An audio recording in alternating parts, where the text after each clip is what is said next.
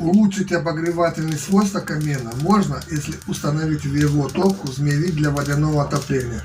и сочетать в процессе эксплуатации красоту внешнего вида настоящего камина и обогревательные качества водяного отопления. То есть в данном случае речь идет о том, что настоящий камин будет работать как и обычный теплогенератор тепла, как, например, металлический котел на дрова, который, кстати, пользуется большим спросом у населения.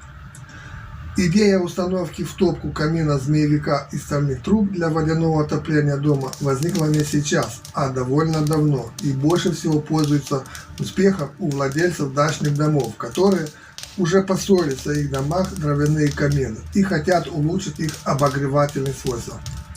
Дровяной камин по красоте внешнего вида совсем не уступает дровяным металлическим котлам для водяного